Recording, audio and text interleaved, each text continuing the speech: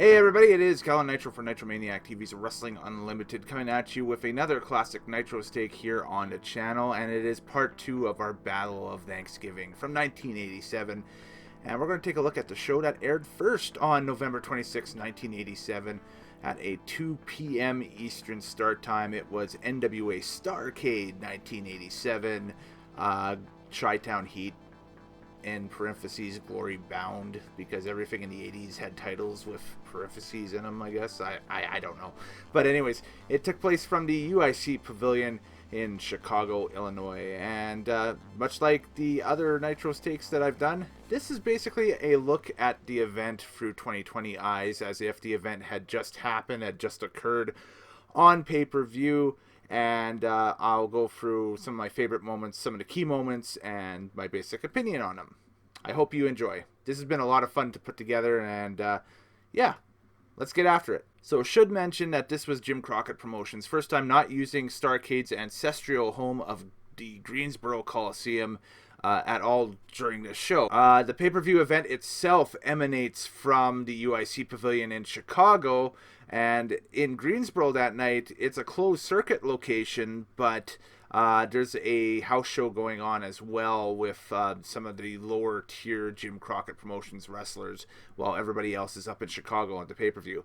The past 4 Starrcades, in whole or in part, were in Greensboro leading up to this pay-per-view for some, if not all, of the event, and they abandoned it for 1987 and went strictly with the UIC Pavilion in Chicago, Illinois. Yeah, so it already there, that is a debated topic, and already there, that's a faux pas on JCP. Why would you move this event from Greensboro to Chicago? Why not have a simulcast from both venues, or just keep it in Greensboro, where you know that you're going to draw, especially at that Coliseum. So, of course, this is the first Jim Crockett Promotions NWA pay-per-view that featured UWF involvement after the UWF purchase back in the spring by Jim Crockett Promotions. And this is a Wrestling Network joint. Much like the Great American Bash 87 that we reviewed earlier this year, TWN, the Wrestling Network, was a syndication network set up by JCP and the UWF post-merger. Like I said in the preamble, it's an amalgamation of all of the syndicated properties from both promotions, I should say, and it's just the joint. It was the first, not so much, I think the goal of it was to be a over-the-air network that would be a 24-hour wrestling network. Of course, we wouldn't see that until about 2014 or so, and even then, the WWE network is not over the air, it is over the top. It is a premium subscription service with a on-demand component with a 24-hour stream that just happens to be on a few people's cable boxes. So this was going to be much like a TNN or a MTV or something like that. That was their goal of it, but it was going to be a 24-hour wrestling champ. And for the opening of the show, it opens with Tony Schiavone and Jim Ross at the desk, and it's a very cool desk, very 1980s. The music, I don't think it's the original music that would have aired on the pay-per-view or on home video, what have you. It's redone here on the network, but the matches are all in their entirety, and we're going to sit down and take a look at them starting now. Some big UWF implications already in the opening bout. This is a 6-man tag that opens the show with Jimmy Garvin, Sting, and Michael Hayes versus Eddie Gilbert, Rick Steiner, and Larry Zbyszko. Precious is in the corner of Garvin, Sting, and Hayes, and Baby Doll is in the corner of Gilbert, Steiner, and Zbyszko. And this is the blow-off of the Hot Stuff International angle. For years in UWF leading up to this, Eddie Gilbert's stable was titled Hot Stuff International, and he would bring in young athletes and basically be their mouthpiece, and would rack up wins, kind of like any heel stable, if you will. And one of the final iterations of it during the purchase of UWF by Crockett involved Sting, Rick Steiner, and kind of the feuds in amongst them with Michael Hayes and Jimmy Garvin and so on and so forth. But anyway, Sting gets excommunicated out of Hot Stuff International, and Eddie Gilbert puts all his weight and his managerial talents and that stuff behind Rick Steiner, basically, and is trying to push Steiner to the moon a little bit. And this is the blow-off. Both men have... this is originally supposed to be a tag team match, and then it expands out to a 6-man with Garvin joining the face side, and then on the heel side, Hot Stuff International purchases the services for Starrcade of Larry Zbyszko, and we have a 6-man tag. So cool to see this as kind of the first high-profile match of WCW's version of the Freebirds. Yes, so Garvin and Hayes would become the Fabulous Freebirds in 1989 when Gordy would come back to the NWA, but they wouldn't bring back Buddy Jack Roberts at all. And instead of Roberts, they'd just bring in Jimmy Garvin as well, and the three of them would be the Freeman Freebirds unit that would switch to just Garvin and Hayes after Gordy leaves for Japan in, I guess, right after the Great American Bash in 89. And of course, there is a Nitro Stake for the 1989 Great American Bash on this channel as well, so go take a look at that after this. This is also Sting's first pay-per-view appearance, too. This is the first time we see Sting on pay-per-view in any sort of capacity. Sting defected from Hot Stuff International, and Steiner and Gilbert contracted in Zbyszko. We've already hit on that. And then the match starts. There's a huge plancha by Sting on Steiner, and the camera misses it early on. I guess they're doing a wide pan of the crowd. It's the debut of the Stinger Splash, basically. Faces all over the heels earlier on. Heels take advantage with some dirty tactics in the corner. It's kind of a boring pace, but Sting is the highlight here. This was his major national debut on a big card. And the match goes to a time limit draw. This feud will continue. Hayes, Garvin, and Sting were on the verge of a win. So a 15-minute time limit draw, real non-finish here, real disappointing. But if you can take anything out of this match, it's Sting looks amazing, and I think that's the guy that they were trying to build up in this match. Rick Steiner as well is kind of a chicken shit heel a little bit, along with Eddie Gilbert. His career is still kind of in its infancy a little bit at this point. Of course, that would expand throughout the first few years. As for everybody else in this one, well, Garvin and Hayes would become WCW's version of the Freebirds, like I said. Zbyszko would be in and out and finally return to the WCW fold in 1991 to tag with Arn Anderson in the Enforcers tag team as part of the Dangerous Alliance with Paulie Dangerously. But he still has a run as one of the last AWA heavyweight champions coming up here in about a year and a half or two. So Zbyszko basically was a free agent at this time. They just brought him in to see if there'd be anything to have him work on a mid-card at this point for JCP. He wasn't involved with UWF or anything like that. They just kind of worked him in at that point. We go to a backstage segment and Missy Hyatt as host. 1987 Missy Hyatt is rawr. As Conrad Thompson would say, roll tide. Next match, the UWF World Heavyweight Championship is on the line with the champion Dr. Death Steve Williams taking on the challenger, the Western States Heritage Champion Barry Windham. Mutual respect shown as both men high-five each other.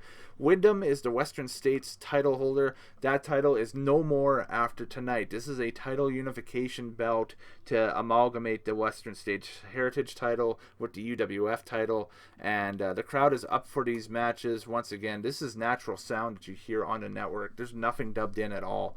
It's an amazing back and forth to open things up.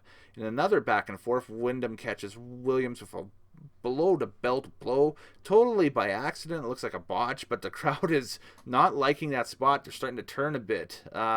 Windham goes for that famous flying forearm, which is a move that he was using for as a finish at the time, but he misses and lands on a table outside of the ring, and Williams just basically grabs Windham back in the ring, cradles him, and gets the 1-2-3. This is kind of a lousy match. It makes me think that Windham got hurt on that maneuver, or even earlier on when Windham catches Williams with the below the belt blow. I'm not sure if both guys got hurt. Maybe Williams pulled a groin on that, and then Wyndham maybe, who knows what happened to the dive to the outside, but it is a hard landing to the table on the outside. It's not the textbook how you would go through a table nowadays, that's for sure.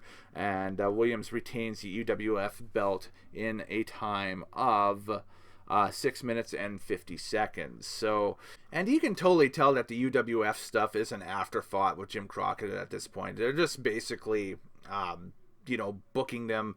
They wanted to do basically a UWF invasion of JCP programming to kind of bring them in, but also make them full-on heels. Like a full-on heel group was trying to infiltrate the NWA at that time, and it was Bill Watts' UWF wrestlers, right?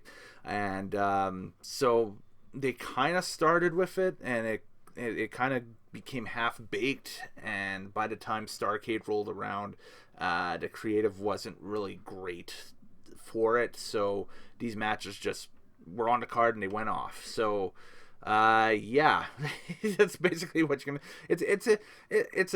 It's an okay preliminary bout, but like I said, it's very disappointing between the two of them, and you would hope that with both of those guys in the ring, the match would be better, but we got what we got. And like I said, I think both guys ended up getting hurt off of this one anyway, and it really impacted the performance, and that's why everybody went home early. So the next contest was the Night of the Skywalkers 2. This was a scaffold match for nothing. No titles were on the line at all on this one. You have the United States Championship title holders, the Midnight Express, with Jim Cornette and Big Bubba, taking on the Rock and Roll Express, who are not the World Tag Champions at this point. And of course, me being the smarky mark that I am, I have written down here, why would the Midnights agree to this match? They got decimated in the same thing last year. Yes, the year before, in 1986, they were the quote-unquote victims of the Road Warriors and the original scaffold match. Remember that title versus title thing from the Great American Bash in 1987 between the Rock and Roll and the Midnight? Well, that result led to this match, as the Midnight played a role in the Rock and Roll losing the World Tag titles to Arn and Tully, the Horsemen.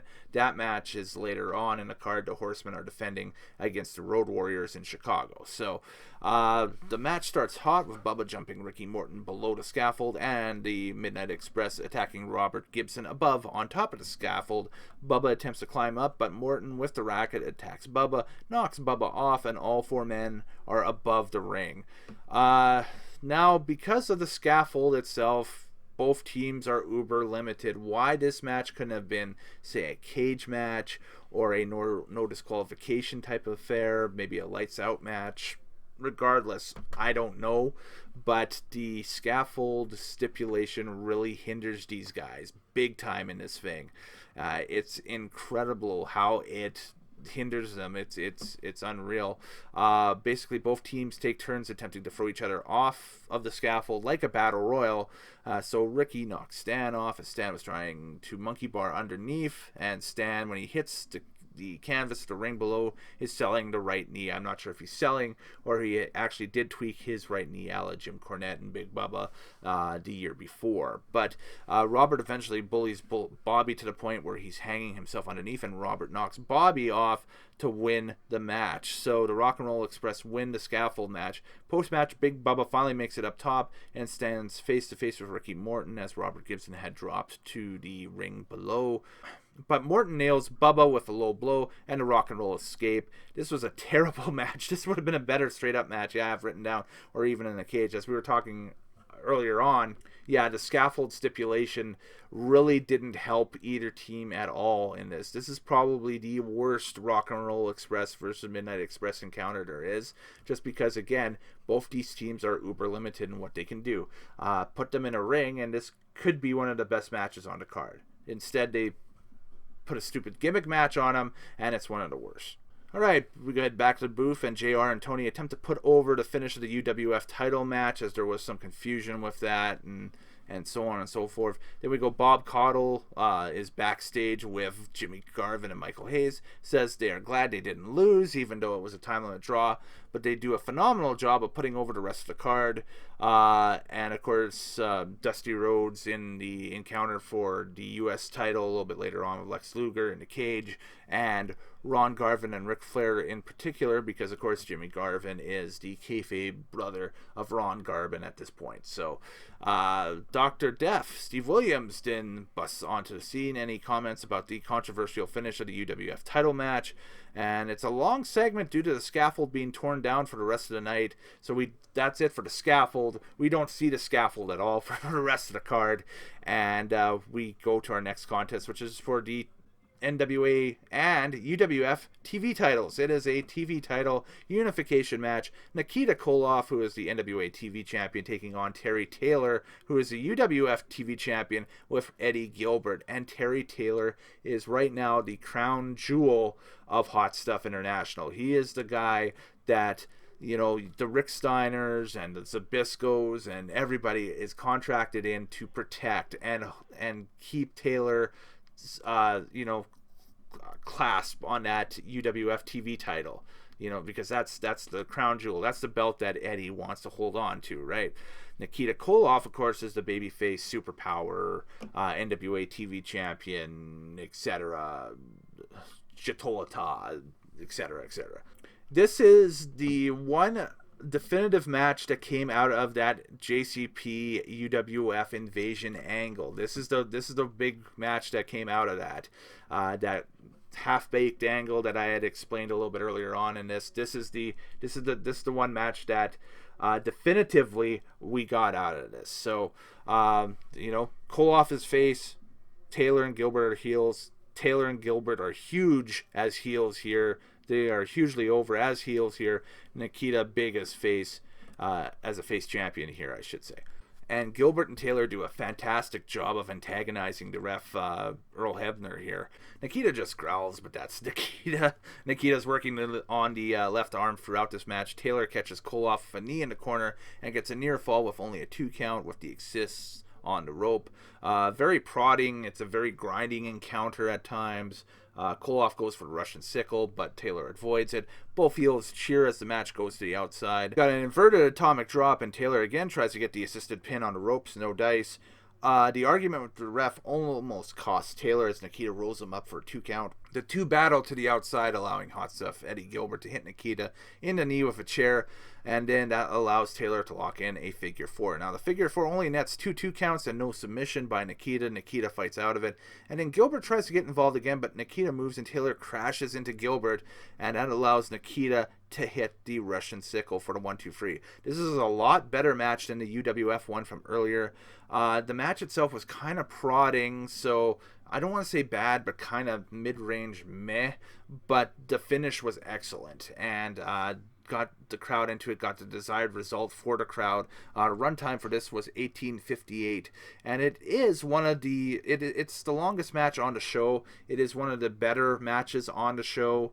It's not the best match on the show, but it itself is a definite, I guess I'll say it's a definite improvement than the matches that we've seen earlier. The 6-man tag, of course, was kind of a schmoz that ended in the time of a draw. And, of course, the botch of the UWF title match. And in the Skywalkers match itself, we talked about the hindrance with that and the gimmick of it being the real hindrance of it.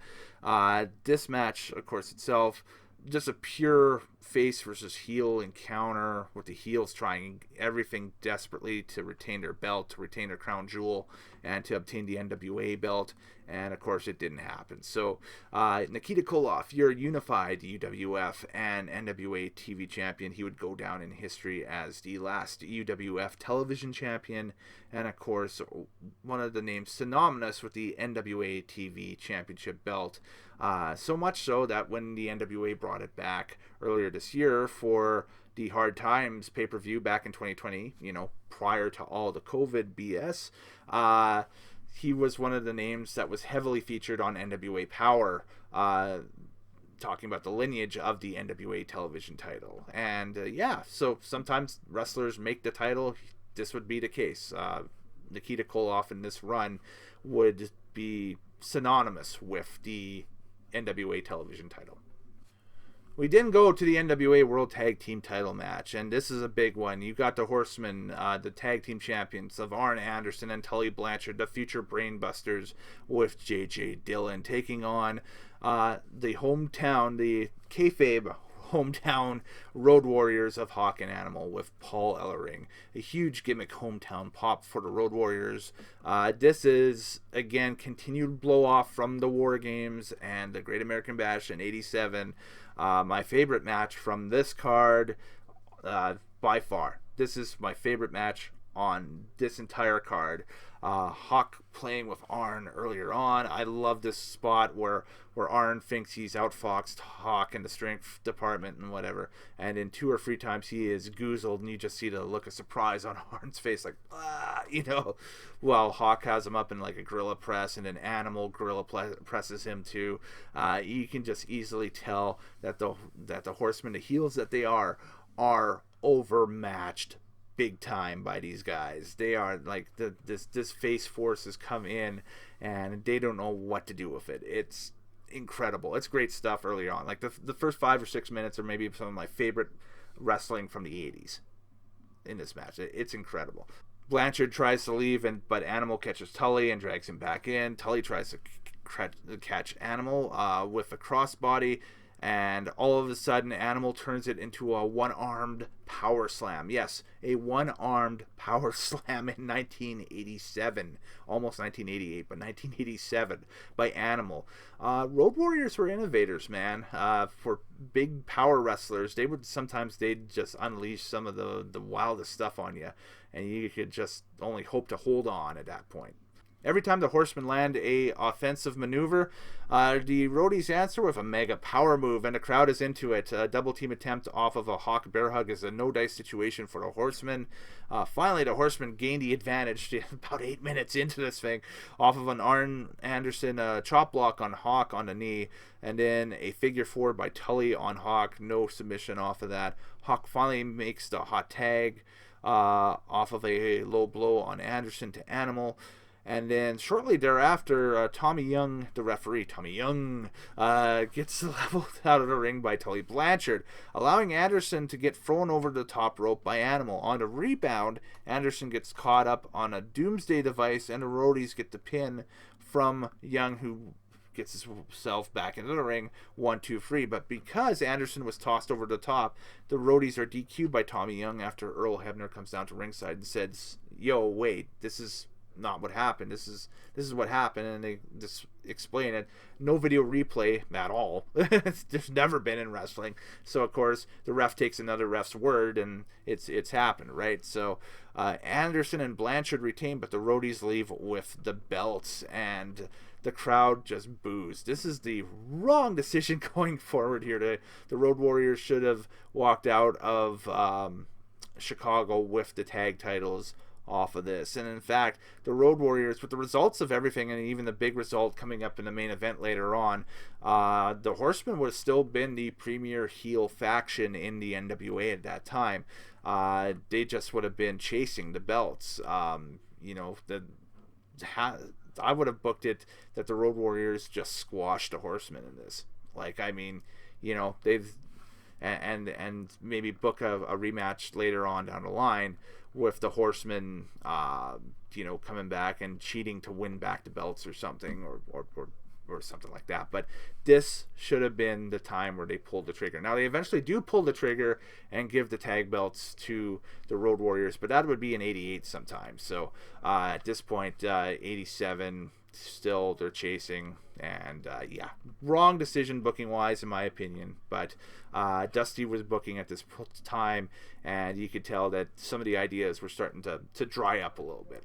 Jack Gregory has Magnum TA in the back. Good to see him. We've talked about the car wreck and everything in the Great American Bash 1987 Nitro Stakes, so go back and take a look at that. And the gentlemen are teeing up Rhodes and Luger and Flair and Garvin.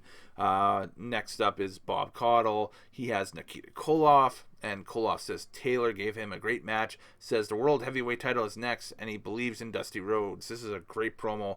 Bob then has J.J. Dillon, says for 7 years Dusty has been a rival, and says that it's a lucky number that Luger will end Rhodes. Yes, J.J. Dillon is in the corner of Lex Luger. This, again, another great promo, and the steel cage is erected. Again, another long series of interviews here. Again, another long series of interviews here as they erect the steel cage. It is U.S. heavyweight title, Lex Luger the champion, with J.J. Dillon taking on Dusty Rhodes. If Dusty loses, no wrestling anywhere for 90 days.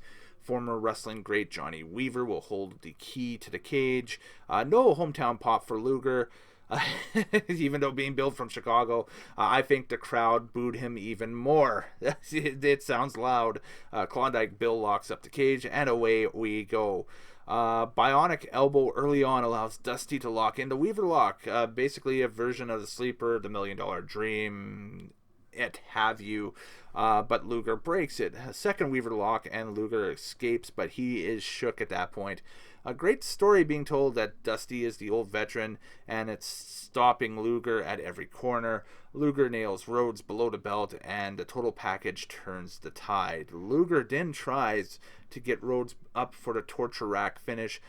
Dusty's busted open at this point. Dusty though nails the Weaver lock for the third time. Dillon nails Johnny Weaver with the chair and steals the key, tosses the chair into the ring, and Luger nails the ref. Rhodes then DDTs Luger onto the chair and gets the 1-2-3, a new U.S. champion, Dusty Rhodes. So the runtime for this one is 16:28. The runtime, by the way, for the previous match, the tag title match with Anderson and Blanchard defeating the Road Warriors by disqualification, was 13:27. So this was 16:28.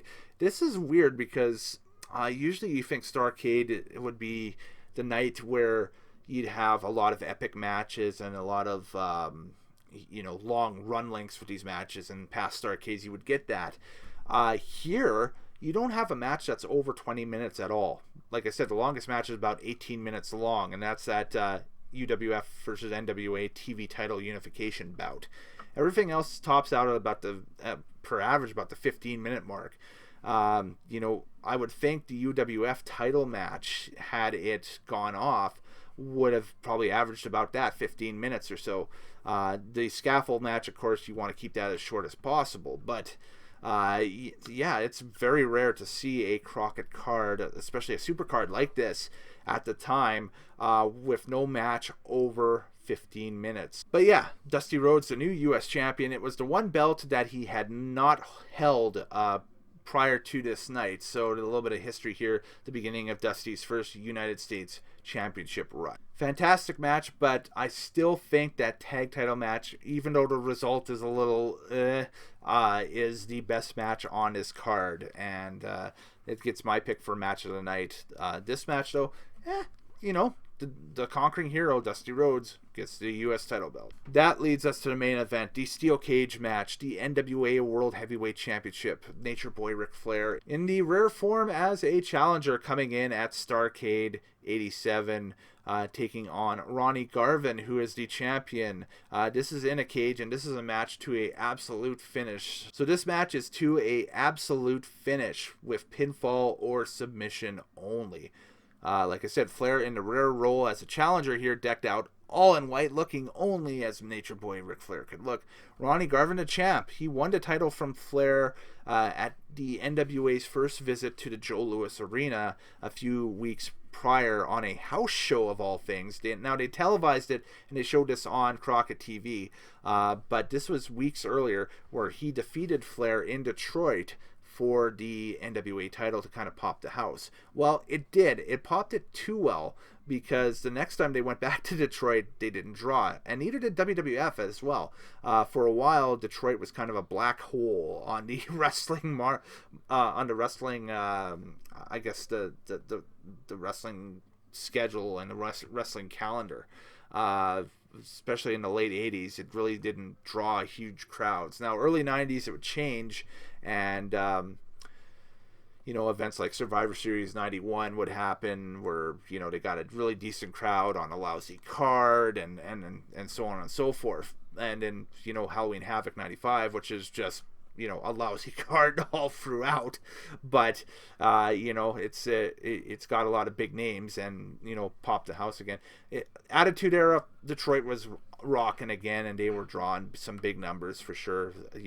At both buildings, at Cobo Hall and at the Joe Louis Arena, but at this time, this is it. So this was the big deal, is that they roll into Detroit. Garvin wins the title, and everyone's like, well, Flair's not champion anymore. We're not watching this anymore. So that's it.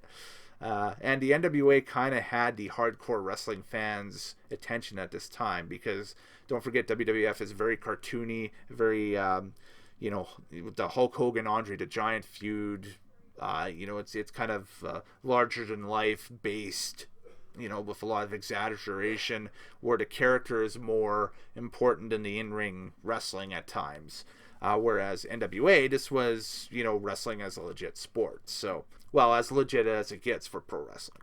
Lots of boos for Flair on the introduction, and a ton of boos for Garvin as well. I don't think that the NWA hardcore fans took to Garvin very well as the NWA champion. Garvin taking it to Flair early, including the Garvin Stomp.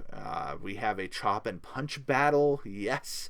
Some old school stuff in the corner where Flair would chop Garvin, and Garvin would just turn him around and give him just potato, and then chop and potato and chop and potato. It was great. Flair breaks the low blow counter for the night, and Flair gains control, gets a near fall off of the knee drop.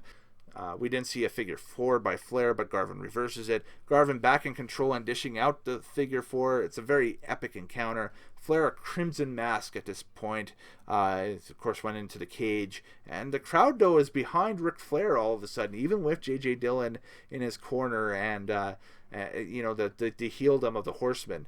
Crossbody is how Garvin won the title in Detroit, and he hits Flair with that, but he only gets a 2 count here. The two end up fighting on the top rope, and Flair falls off and gets crotched, and then the two exchange near falls with a couple of small packages.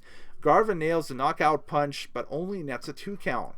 But Flair then fights back, slingshots Garvin into the cage, and Garvin hits the steel joint right in the middle of the cage that held the fence together and knocks him out. That allows Flair to get the 1-2-3 as a pinfall, and a 5-time NWA champion, Ric Flair, guts one out.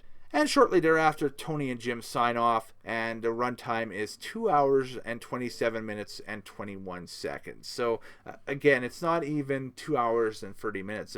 It's a very, very short presentation by those standards. It's not a full 3-hour presentation, for sure. This card is very lacking in a lot of spots. It kind of shows the downfall of Jim Crockett Promotions and the NWA at this time, as well as the quality of wrestling that was kind of happening. And I'm not knocking it at all. I really enjoy watching wrestling from this era, especially from the Crockett's in NWA.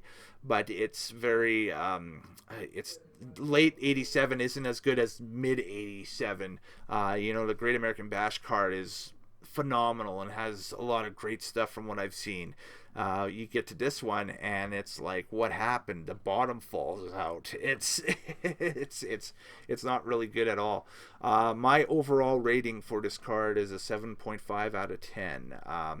Like I said, it feels rushed. It feels like the UWF title match was an afterthought, and then they had to hurry it up and get everybody, basically home at that point, really early.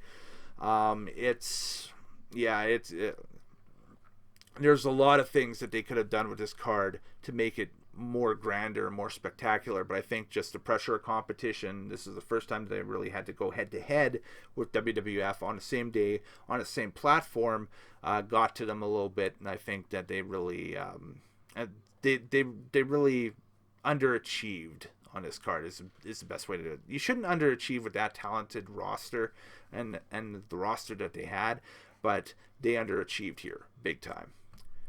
All right, folks, that wraps part 2 of the Battle of Thanksgiving 1987. Thank you very much for watching. Like, subscribe, share the video. Coming up next, part 3, we take a look at the show that aired right after this one, and in some cases, I think, and I'm going to have to research this a little bit more before we get into it, may have started right when Flair and Garvin were going into the ring for the main event here. It's the inaugural Survivor Series from the Richfield Coliseum in Richfield, Ohio. Of course, teams of 5 strive to survive, and we'll take you all throughout the idea and the behind the scenes of how that concept came together, and then of course the real life execution of that concept, and basically how I feel about it, looking through it in 2020 eyes. So later days, happy wrestling watching. We'll catch you next time on Nitromaniac TV's Wrestling Unlimited.